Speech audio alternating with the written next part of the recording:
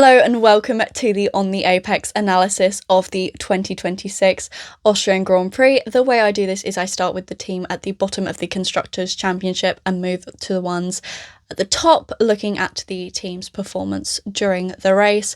Starting off with Cadillac, and I am becoming a broken record when I say that this once again was not a great race weekend for them. Another double retirement, more issues with their brakes. I was hoping that maybe because they brought 10 upgrades to Austria that maybe we'd see a little bit of improvement from them, but obviously that has not been the case. Moving on to Aston Martin, who currently sit 10th in the Constructors' Championship. A little bit of an improvement from last week. Fernando Alonso was able to finish this weekend's race, however he was given a penalty for speeding in the pit lane. On Lance Stroll's side of things, not too great of a weekend. He did have to retire due to ERS issues. Going to Audi, they bought 7 upgrades to Austria, and the team actually did report that they had good pace. Hülkenberg said though that they got stuck in quite a bit of traffic, which I think is why they weren't able to break through into points positions and finished just behind them. But overall, the team has said that this was an improvement, so I guess things are hopefully looking up from previous race weekends.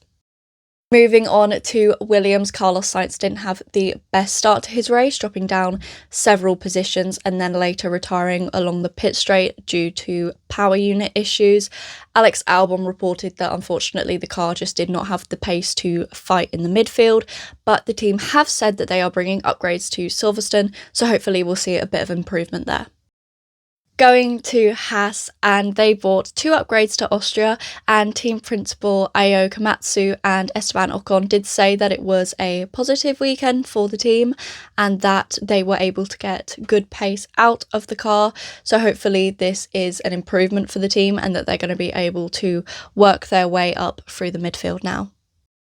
Moving on to Racing Bulls, they had quite a steady race, managing another double points finish, so the team has definitely found that good pace in the midfield. They also obtained the fastest pit stop of the race at 2.03 seconds. Moving on to Alpine, this race did unfortunately mark the end of Pierre Gasly's point-scoring streak in 2026, but it's not too surprising as Franco Colapinto did say that the car was hard to drive with them having issues with pace and a lack of rear grip.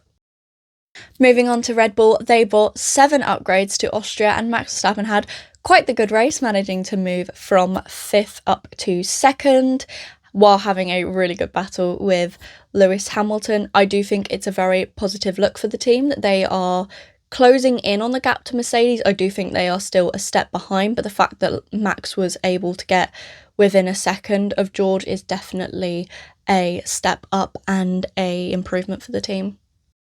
Going to McLaren, not the best race for the team. Lando Norris did lose quite a few places on lap 1 and was unfortunately not able to make them back up. Oscar Piastri, on the other hand, did have quite a good race. He was able to move up from P7 to P4. Going to Ferrari, the team had quite a good qualifying result, with Leclerc managing to qualify 2nd and Lewis in 3rd.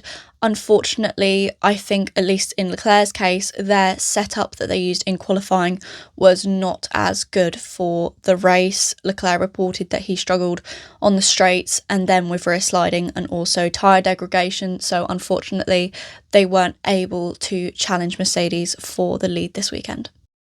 Finally, going to Mercedes, I feel like I do need to talk about the qualifying situation before I talk about the actual race. And for anyone who missed it, George Russell was able to set the fastest lap and take pole position under yellow flags because of Max Verstappen's crash. Now, why this is unusual is because yellow flags mean that a driver needs to slow going through the part where they're being waved. So for George to be able to set a faster lap than his original one while there was a part of the sector that he needed to be slower is a little bit weird and doesn't really sit right.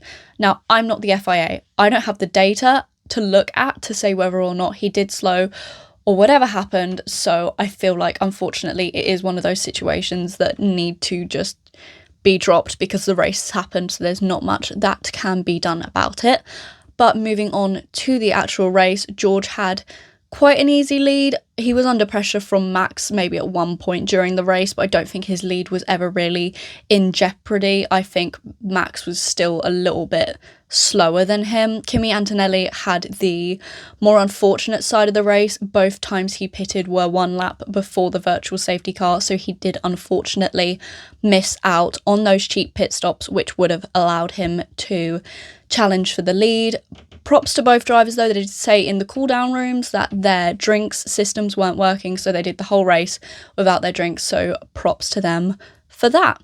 And that is it for the 2026 Austrian Grand Prix. I will be back next week for Silverstone.